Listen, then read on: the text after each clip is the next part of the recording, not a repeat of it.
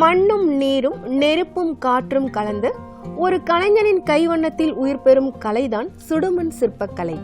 சுடுமண் சிற்பங்கள் குறித்த வரலாறு மற்றும் அகழ்வாய்வில் பல சான்றுகள் உள்ளன. ஆம், நம் காவேரி பூம்பட்டினம், உறையூர், காஞ்சி, அரிக்கமேடு போன்ற இடங்களில் நடத்தப்பட்ட அகழ் ஆராய்ச்சியில் பல சுடுமண் சிற்பங்கள் கண்டெடுக்கப்பட்டுள்ளன. இது நம் தமிழரின் சுடுமண் சிற்பக்கலைக்கு சான்றாக அமைகிறது. கீழடியில் நடந்த அகழ்வாய்வில் குதிரை முகம் கொண்ட சுடுமண் சிற்பங்கள், மண்பானைகள் என பல சுடுமண் சிற்ப சான்றுகள் கண்டறியப்பட்டுள்ளன. இந்த கலை நம் தமிழர்களின் வாழ்வோடு இணைந்திருக்கிறது. மண் நம் வாழ்வின் ஆதாரம். அந்த மண்ணை தங்கள் கைகளால் உயிரூட்டி அழியாத கலைப்படைப்புகளை உருவாக்கி கொண்டிருக்கும் புதுச்சேரி மாநிலம் வில்லியனூரை சேர்ந்த பிரபல சுடுமண் சிற்ப கலைஞர் பத்மஸ்ரீ VK முனுசாமி அவர்களுடன் ஒரு சுடுமண் சிற்பக்கலையின் பயணம். ஆரம்ப காலத்தில் மண்பாண்டம் எப்படி உருவாச்சுன்னா, ஆதி மனிதனும் பழம், கனி, காய்கள்லாம் சாப்பிட்டு இருந்தான். எல்லா நாளையும் அவனுக்கு கிடைக்கல. அப்புறம் தானியத்தை சேமிக்க தொடங்கினான். தானியத்தை சேமிக்கும் போது பூச்சிலாம் அரிச்சுது. அதை கண்ட்ரோல் பண்ணணுன்றதுக்காக ஒரு கசம்பு, அந்த கொடியெலாம் இருக்குல்ல, அதை வச்சு ஒரு கூடை மாதிரி பண்ணான்.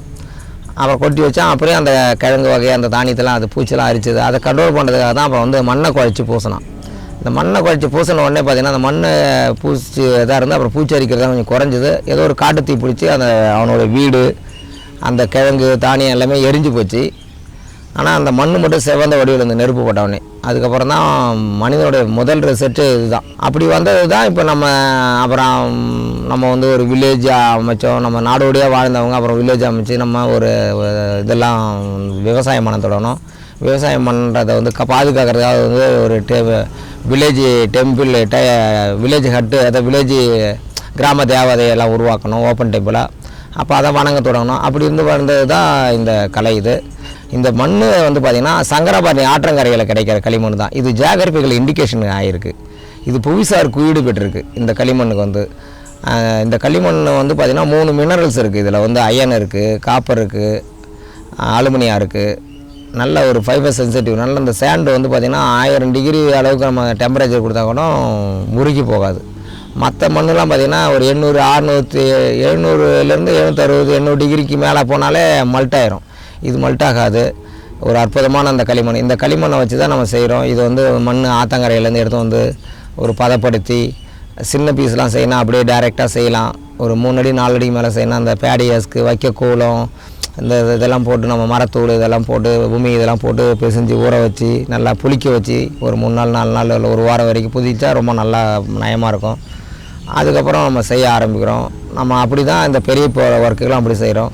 மினியேச்சருக்கு இந்த காதணி, இந்த மாதிரி அனிமல்ஸ், இந்த மாதிரி நம்ம சின்ன சின்ன இதுக்கெலாம் ஒரு நம்ம சாதாரண அந்த ஆற்றங்கரையிலேருந்து எடுத்து அப்படி நேராக செய்தாலே போதும். இதுக்கு களிப்பு மண், களிமண், சவுள் மண், இந்த 3 மண் தான் நம்ம மிக்ஸ் பண்ணி செய்கிறோம். எல்லாமே இந்த ஆற்றங்கரையில் இருக்கிற இந்த படுகையில் இருக்கிற களிமண் தான் கிடைக்குது. இதிலேருந்து செய்கிறதா.